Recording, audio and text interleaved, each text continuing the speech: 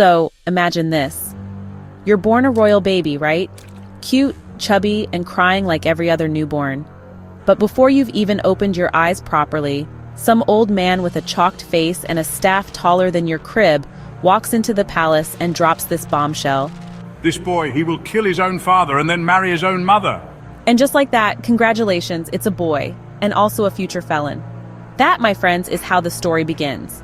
But before I tell you what book this is, let's dive into the plot, because it's juicy, dramatic, and honestly, it's pure Niger tragedy at its finest.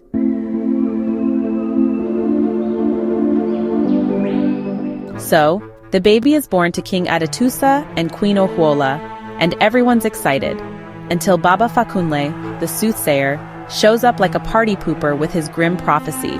Now, in any sane household, the reaction might be, let's wait and see. Maybe we misheard him. But no, this is royalty and no one wants to be on the wrong side of the gods. So they do what any traditional tragedy demands. They send the poor baby into the evil grove to be sacrificed.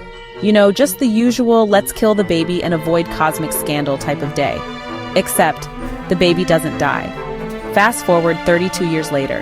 That same baby, now a grown man named Oedipus, is king of Kutuji. How? Long story. Battles, conflicts, politics, basically your typical Nigerian succession drama. But here's the catch. Just when things start to look good, the kingdom is hit by a wave of sickness and death. People are dropping like flies. Even the king isn't spared because, as someone wisely put it, sickness like rain falls on every roof. Desperate for answers, Oedipus sends his son Ataropo to the oracle of Ifa at the shrine of Orunmila. Ataropo returns, looking like he saw a ghost, and he kinda did metaphorically.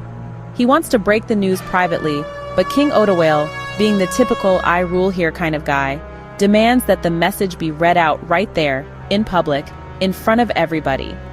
Ataropo resists, but Oedipus mocks him, insults him, pressures him until Ataropo finally drops the bomb. Very well.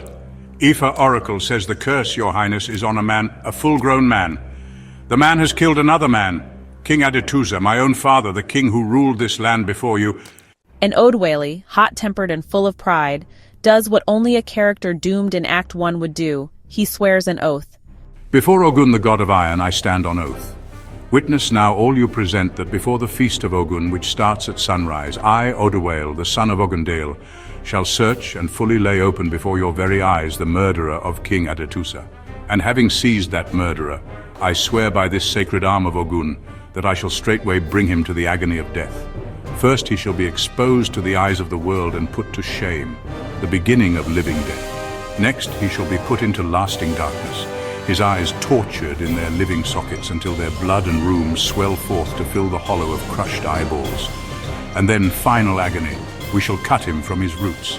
Expelled from this land of his birth, he shall roam in darkness in the land of nowhere, and there die unmourned by men who know him, and buried by vultures who know him not. Woo! That's not a punishment, that's an epic Netflix limited series. Now Baba Fakunle is summoned again. The man steps near the palace, sniffs the air, and suddenly he's gagging. I smelled the truth as I came to this land. The truth smelled stronger and stronger as I came into this place. Now it is choking me. Choking me. I say, boy, lead on home away from here. But Oedipus won't let him leave, not until he spills the tea. They're shouting, almost fighting, and finally Baba Fakunle blurts, the truth, that you are the cursed murderer that you seek. Say what now? Oedipus, of course, loses it. He sees this not as fate, but as politics. He believes Ataropo, the chiefs, and even his own bodyguards are out to get him because he's an Ijekun man ruling over Kutuje. Then the classic element of tragedy kicks in, blindness. He starts calling Ataropo brother, joking that he should also go and sleep with their mother. And everyone around him starts connecting the dots, except the king. And then, plot twist. A long-lost friend, Alaka, shows up saying he's been looking for his buddy Oedipus. But Oedipus' temper is faster than his memory, and when Alaka accidentally calls him a bastard in front of the people, the king nearly kills him. Alaka begs to explain in private. Guess what? Oedipus refuses. Again. And now, the truth comes crashing in. The child sent into the evil grove wasn't killed. He was rescued and raised in Ijekun. That child was Oedipus. He unknowingly killed his father in a dispute. He unknowingly married his mother. He unknowingly fulfilled the prophecy. The name of this brilliant, haunting, and culturally rich play, The Gods Are Not to Blame by Ola Rotimi. Yes, my friends, Sophocles Oedipus Rex has been beautifully reimagined with Yoruba proverbs, Nigerian politics, and cultural depth.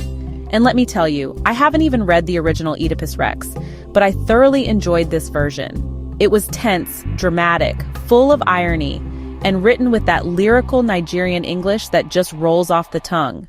Let's talk about what makes this play so brilliant.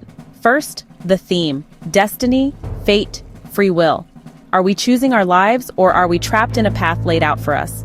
Even at the end of the play, there's no clear answer. Rotimi invites us to wrestle with that question.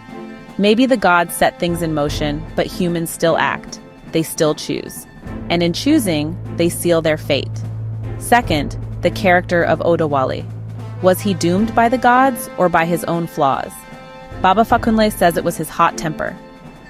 Your hot temper, like a disease from birth, has brought you trouble. But is that really fair? I think it's deeper. Maybe it was his resistance to insults, his obsession with justice, his unwillingness to compromise or back down. Those qualities make him a hero in one scene and a doomed man in the next. Third, this play is loaded with social commentary.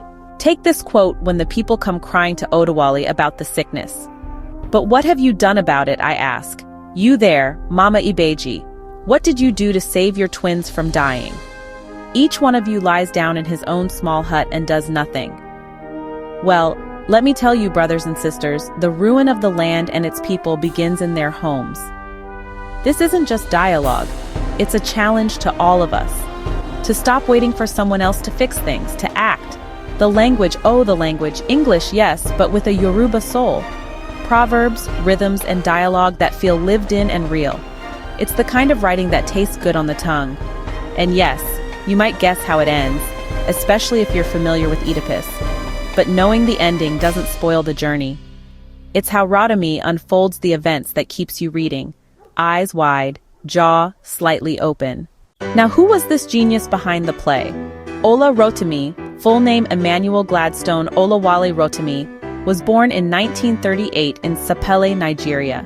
He studied drama in the US, got his BFA from Boston University, and his MFA from Yale. There, he was so good, his graduate play was named Student Play of the Year. He went on to become one of Africa's most respected playwrights and theater directors. His work has been recognized internationally, in Encyclopedia Britannica, Cambridge Guide to World Theatre, and more. He didn't just write plays. He redefined them, giving them African soul, political bite, and philosophical depth. So, if you've never read a play before, this is a great one to start with. It's short, only 72 pages, but every page is rich. It'll make you think, reflect, and probably spark a debate or two in your head. The Gods Are Not to Blame is one of those rare works that blends ancient myth with modern voice, and it does it so seamlessly, so beautifully, you'll want to read it again the moment you close the last page. Let me know in the comments. Have you read this play? What do you think about fate versus free will? And should I finally read Oedipus Rex? Hey, thanks so much for hanging out with me today. If you're interested in diving deeper into this book, I've left some links down in the description. You can use it to grab yourself a copy and keep the adventure going. And if you're in the mood for more great reads, don't go just yet. Click on one of the videos popping up right now that I think you'll love. And don't forget to give this review a like, leave a comment, or even subscribe if you'd like to see more. Every bit of support helps us grow this little community of book lovers. See you in the next one. Thanks for watching. And remember, sometimes it's not the gods, sometimes it's just us.